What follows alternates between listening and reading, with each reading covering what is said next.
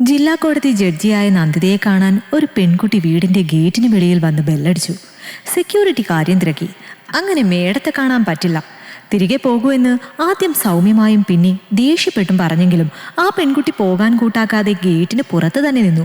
ഒടുവിൽ സഹികെട്ട സെക്യൂരിറ്റിക്കാരൻ നന്ദിതയെ വിളിച്ച് പെൺകുട്ടി പോകുന്നില്ലെന്നും കണ്ടില്ലെങ്കിൽ ഗേറ്റിന്റെ വെളിയിൽ തന്നെ ഇരിക്കാനാണ് ഭാവമെന്നും പറഞ്ഞപ്പോൾ നന്ദിത അരിശത്തോടെ മുകളിലെ ബാൽക്കണിയിൽ നിന്ന് ഗേറ്റിന് പുറത്തേക്ക് നോക്കി. ഇരുവശങ്ങളാലും ചെടികളാൽ മൂടപ്പെട്ട തറയോട് പാകിയ നീളൻ മുറ്റത്തിന്റെ ഗേറ്റിന് പുറത്ത് നിൽക്കുന്ന രൂപം അവ്യക്തമായേ നന്ദിതയ്ക്ക് കാണാൻ കഴിഞ്ഞുള്ളൂ. നന്ദിത സെക്യൂരിറ്റിക്കാരനോട് അവളെ കയറ്റിവിടാൻ പറഞ്ഞു. ആ പെൺകുട്ടി പ്രത്യേകിച്ച് ഭാവവ്യത്യാസം ഒന്നും പ്രകടിപ്പിക്കാതെ വീടിന് മുന്നിലേക്ക് നടന്നു. നന്ദിത താഴെ ഹാളിലെത്തിയിരുന്നു. അകത്ത് കയറണോ വേണ്ടയോ എന്ന് മടിച്ചു നിന്ന പെൺകുട്ടിയോട് കനത്ത ശബ്ദത്തിൽ അകത്തേക്ക് വരൂ എന്ന് പറഞ്ഞു. തിരിഞ്ഞു നടന്നു നന്ദിത സോഫയിലിരുന്നു. ആ കുട്ടിയോട് ഇരിക്കാനും ആവശ്യപ്പെട്ടു. നന്ദിതയുടെ മരിച്ചുപോയ ഭർത്താവ് കേണൽ ശേഖരന്റെ ഫോട്ടോ ഭിത്തിയിൽ തൂക്കിയിട്ടിരിക്കുന്നു. 2 ആൺമക്കൾ ഉള്ളത് പുറം നാട്ടിലും. വീട്ടുജോലിക്കാരികളും സെക്യൂരിറ്റിയും ഡ്രൈവറും തോട്ടക്കാരനും എല്ലാം ഉള്ളതുകൊണ്ട് ഒറ്റയ്ക്കല്ല. എങ്കിലും ആരോടും പ്രത്യേകിച്ച് അടുപ്പമൊന്നുമില്ല നന്ദിതയ്ക്ക്. നന്ദിത ആ പെൺകുട്ടിയെ അടിമുടി വീക്ഷിച്ചു. 10-12 വയസ്സ് മാത്രം പ്രായം വരുന്ന വെളുത്തു മെലിഞ്ഞ നന്നായി അണിഞ്ഞൊരുങ്ങിയ സുന്ദരിയായ പെൺകുട്ടി. എവിടെയോ കണ്ട് പരിചയം തോന്നിയ പോലെ നന്ദിത അവളെ സൂക്ഷിച്ചു നോക്കിയിരുന്നു. മേഡത്തിന് എന്നെ മനസ്സിലായോ? നന്ദിത ഒന്നും പറയാതെ അവളെ തന്നെ ഉറ്റുനോക്കിയിരുന്നു. അവരുടെ ചിന്ത ഈ പെൺകുട്ടി എങ്ങനെ ഒറ്റയ്ക്ക് വന്നു എന്നായിരുന്നു. മേഡം ഒരാഴ്ച മുമ്പ് വിധി പറഞ്ഞ ഒരു കേസുണ്ടായിരുന്നു. ആ പെൺകുട്ടിയുടെ ഉറച്ച ശബ്ദം നന്ദിതയെ ചിന്തകളിൽ നിന്നും ഉണർത്തി. കുട്ടി എങ്ങനെ ഇവിടെ വന്നു?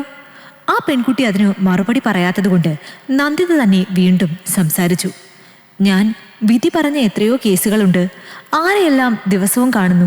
അതിനിടയിൽ കുട്ടി പറയുന്ന കേസ് എനിക്ക് എങ്ങനെ ഓർമ്മ വരാനാണ്? മേഡം എന്നെ അറിയണമെന്നില്ല. തൻ്റെ മുന്നിൽ ഒരു കൂസലുമില്ലാതെ മുതിർന്ന സ്ത്രീയെപ്പോലെ സംസാരിക്കുന്ന ആ പെൺകുട്ടിയെ നന്ദിത അത്ഭുതത്താൽ നോക്കിയിരുന്നു.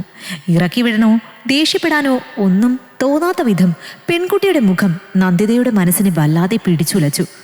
ബുദ്ധിമാന്ദ്യം സംഭവിച്ച ഒരു 15 വയസ്സുകാരിയെ പീഡിപ്പിച്ച കേസിൽ അറസ്റ്റിലായ അജയൻ എന്ന യുവാവിനെ മേഡത്തിന് ഓർമ്മയുണ്ടോ? പെട്ടെന്ന് നന്ദിതയിൽ ഒരു ഞെട്ടലുണ്ടായി. മേഡം വിധി പറഞ്ഞ കേസായിരുന്നു അത്. ജീവപര്യന്തം തടവു ശിക്ഷ. ആ പെൺകുട്ടിയിൽ പുച്ഛം നിറഞ്ഞ ഒരു ചിരി വിടർന്നു.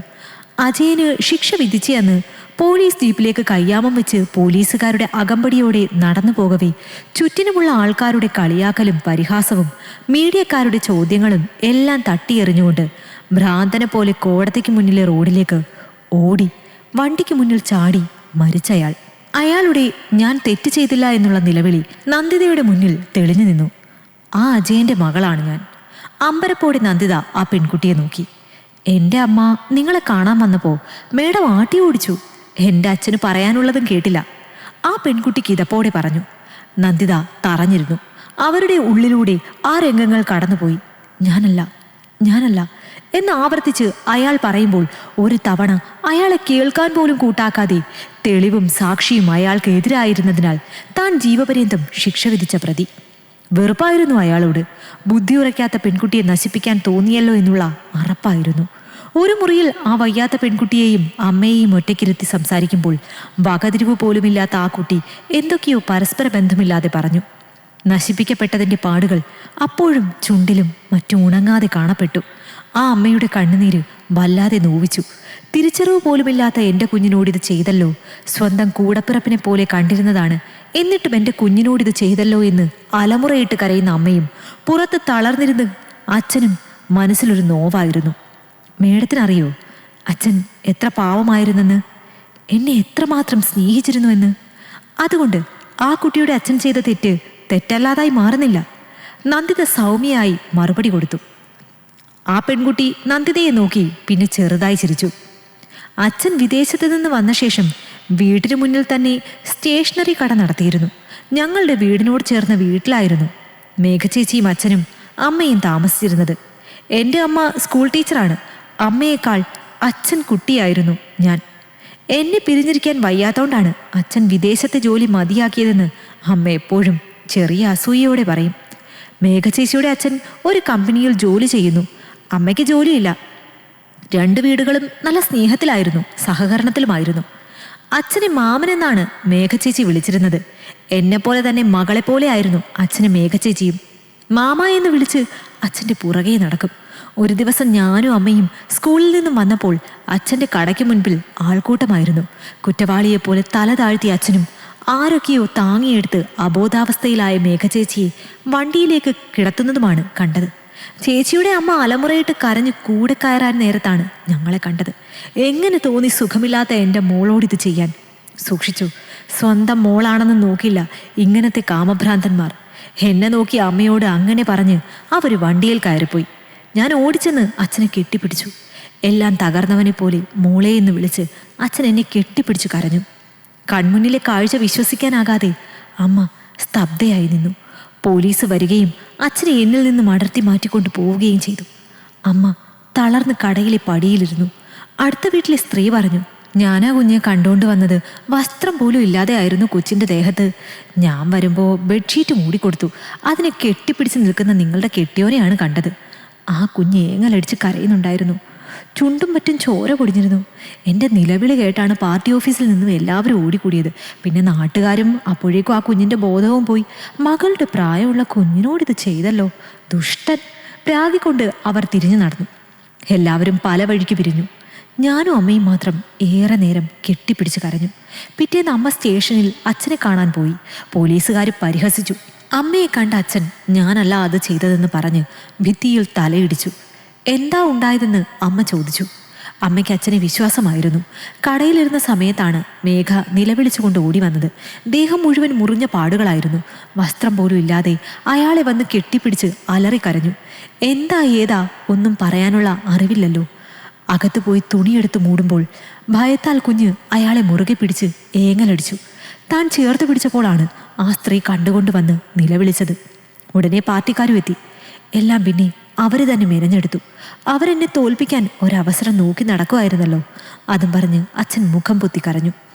അമ്മയ്ക്ക് മനസ്സിലായി, പണ്ട് പാർട്ടിയിലുള്ള 3-4 പേര് ചേർന്ന് പകയുടെ പേരിൽ എതിർ പാർട്ടിയിലെ ഒരാളെ വെട്ടിക്കൊലപ്പെടുത്തുന്നതിന് അച്ഛൻ ദൃക്സാക്ഷിയായിരുന്നു. അവർ പലതരത്തിൽ അച്ഛനെ സ്വാധീനിക്കാൻ നോക്കിയെങ്കിലും നടന്നില്ല.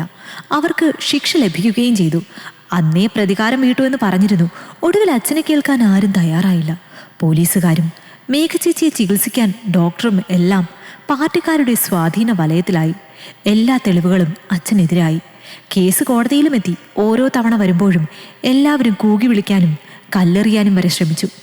അച്ഛൻ ഭ്രാന്തനെ പോലെ അലറി, ഞാനല്ല ഞാനല്ല എന്ന്. അമ്മയെ ഏറ്റവും കൂടുതൽ വിഷമിപ്പിച്ചത് മേഘചേച്ചിയുടെ അമ്മയും അച്ഛനും ഇത് വിശ്വസിച്ചല്ലോ എന്നാണ്. രണ്ടും കൽപ്പിച്ച ആശുപത്രിയിൽ പോയി മേഘചേച്ചിയെ കാണാൻ അമ്മ തീരുമാനിച്ചു. അവിടെ ചെന്നപ്പോഴേ മേഘചേച്ചിയുടെ അച്ഛൻ ആക്രോശിച്ചു കൊണ്ടുവന്നു. അമ്മ ഒന്നും മിണ്ടാതെ എല്ലാം കേട്ടു നിൽക്കുന്നത് കണ്ടപ്പോൾ മേഘചേച്ചിയുടെ അമ്മ പറഞ്ഞു, എന്തിനാ ചത്തോന്ന് നോക്കാൻ വന്നതാണോ എന്ന്? അകത്ത് കിടപ്പുണ്ട്, പോയി ബാക്കി ജീവനും കൂടി എടുക്കാൻ. അമ്മ പിന്തിരിയാതെ കയറി ചേച്ചിയെ കണ്ടു. ചേച്ചിക്ക് ഒന്നും അറിയില്ല. ആരാ എന്താ ഒന്നും പറയാനറിയാതെ ഭയന്ന് കട്ടിലിൻ്റെ മൂലയിൽ കൂടിയിരുന്നു. അത് കഴിഞ്ഞാണ് മേഡത്തിനെ കാണാൻ അമ്മ ശ്രമിച്ചത്. പക്ഷെ മേഡം അമ്മയെ കാണാൻ അനുവദിച്ചില്ല. അച്ഛനെ കേൾക്കാനും ശ്രമിച്ചില്ല. ഒടുവിൽ അച്ഛൻ എല്ലാം അവസാനിപ്പിച്ചു പോയി. ആ പെൺകുട്ടിയിൽ നിന്നും കണ്ണുനീരൊഴുകി. നന്ദിത ചിന്തിച്ചു. ഡോക്ടർ തറപ്പിച്ചു പറഞ്ഞു, അജയനാണ് ചെയ്തത്. ടെസ്റ്റുകളെല്ലാം അജയനാണ് ചെയ്തതെന്ന് ഉറപ്പാണ്. കണ്ട സാക്ഷികളുണ്ടായിരുന്നു. തെറ്റുപറ്റിയോ തനിക്ക്? എങ്കിൽ പിന്നെ രാഷ്ട്രീയക്കാരുടെ പകപോക്കലാണെങ്കിൽ ഇത് ചെയ്തതാരാണ്? നന്ദിത സംശയഭാവത്തിൽ ആലോചിക്കുന്നത് കണ്ട് ആ പെൺകുട്ടി കണ്ണുകൾ തുടച്ചുകൊണ്ട് പറഞ്ഞു, അച്ഛൻ മരിച്ച് ഒരാഴ്ച കഴിഞ്ഞപ്പോൾ മേഘചേച്ചിയുടെ അച്ഛനും അമ്മയും വീട്ടിൽ വന്നിരുന്നു. അമ്മയുടെ കാലിൽ വീണ് ചേച്ചിയുടെ അമ്മ മാപ്പ് പറഞ്ഞു. തൻ്റെ പിടിപ്പുകേട് കൊണ്ടാണ് എല്ലാം സംഭവിച്ചത്. താൻ അയൽപ്പക്കത്ത് പോയിട്ട് പെട്ടെന്ന് വരാമെന്ന് കരുതിയതാണ്. അടുത്തായതുകൊണ്ടാണ് പെട്ടെന്ന് വരാമെന്ന് കരുതി പോയതാണ്. അവിടെ ചെന്നപ്പോൾ അവിടുത്തെ ചേച്ചിയുടെ മോളും മരുമോനുമൊക്കെ വന്നിരുന്നു. പിന്നെ കുറച്ചു നേരം സംസാരിച്ചിരുന്നു. വീട്ടിനകത്തല്ലേ, അവൾക്ക് എന്ത് വരാനാണെന്ന വിശ്വാസമായിരുന്നു. പക്ഷേ ഞാൻ കുറച്ചു കഴിഞ്ഞ് വന്നപ്പോഴേക്കും എൻ്റെ കുഞ്ഞ്. മോള് പതിയെ പഴയ പോലെയൊക്കെ ആയതിനു ശേഷം ഒരു ദിവസം പാർട്ടിക്കാരൻ പയ്യനിൽ ഒരാളെ കണ്ടതും ഭയന്ന് നിലവിളിച്ച് എന്നെ മുറുകെ പിടിച്ചു.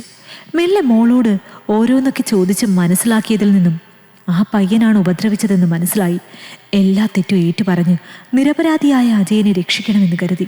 അറിഞ്ഞ് മേഘയുടെ അച്ഛൻ അവിടെ പോയി വഴക്കുണ്ടാക്കി. അന്ന് രാത്രി ഒരു കൂട്ടം ഗുണ്ടകൾ വന്ന് ഞങ്ങളെ കൊല്ലുന്ന രീതിയിൽ ഭയപ്പെടുത്തി. എന്തെങ്കിലും പുറത്തു പറഞ്ഞാൽ മോളെ കൊല്ലൂ എന്നും പറഞ്ഞു. സ്വന്തം മകളുടെ ജീവന് മുന്നിൽ മറ്റൊന്നും ചിന്തിച്ചില്ല. പക്ഷെ അജയൻ മരിച്ചതോടെ കുറ്റബോധം കാർന്നു തിന്നാൻ തുടങ്ങി. എല്ലാം ഇവിടെ വന്ന് പറയണമെന്ന് തോന്നി. ഒന്നും ആരും അറിയരുത്. അറിഞ്ഞാൽ എൻ്റെ മോളെ അവർ കൊല്ലും. പോലീസും കോടതിയും എല്ലാം അവരുടെ ഭാഗമാണെന്ന് പറഞ്ഞ് മേഘയുടെ അമ്മ കരഞ്ഞ് കാല് പിടിച്ചു. അല്ലെങ്കിലും എനിക്കും അമ്മയ്ക്കും ഒന്നും പറയാനില്ലായിരുന്നു. അച്ഛൻ പോയില്ലേ? എല്ലാം തീർന്നില്ലേ? എൻ്റെ അച്ഛൻ പാവമായിരുന്നു.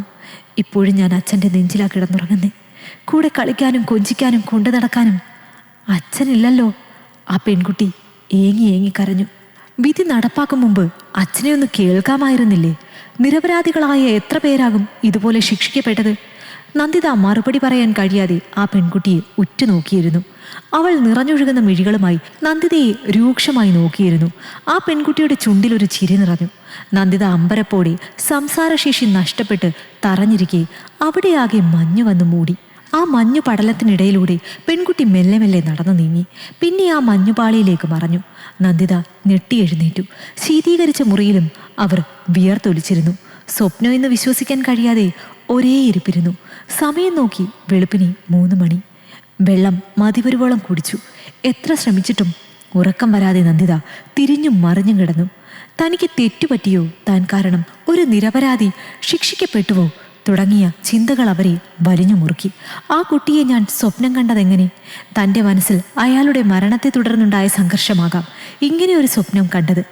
ഉറക്കം വരാതെ നന്ദിത ഓരോന്ന് ആലോചിച്ചു കിടന്നു. രാവിലെ ഹാളിൽ സോഫയിലിരുന്ന് ചായ കുടിച്ചപ്പോഴും തലേന്നത്തെ സ്വപ്നമായിരുന്നു മനസ്സിൽ. വെറുതെ TV ഓൺ ചെയ്ത് വാർത്താ ചാനൽ വെച്ച നന്ദിത ഞെട്ടിത്തരിച്ചിരുന്നു. പീഡനക്കേസിൽ പ്രതിയായിരുന്ന അജയന്റെ ഭാര്യയും മകളും മരിച്ച നിലയിൽ.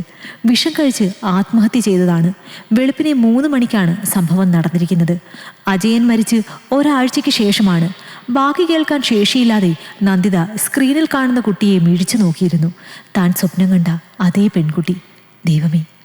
നന്ദിതയിൽ നിന്നും ഒരു നിലവിളി തൊണ്ടയിൽ കുടുങ്ങി. ഈ കഥ നിങ്ങൾക്കിഷ്ടമായെങ്കിൽ ലൈക്ക് ചെയ്യൂ. നിങ്ങളുടെ അഭിപ്രായങ്ങൾ കമന്റായി രേഖപ്പെടുത്തൂ. കൂടുതൽ കഥകൾ കേൾക്കാൻ ഈ ചാനൽ സബ്സ്ക്രൈബ് ചെയ്യൂ.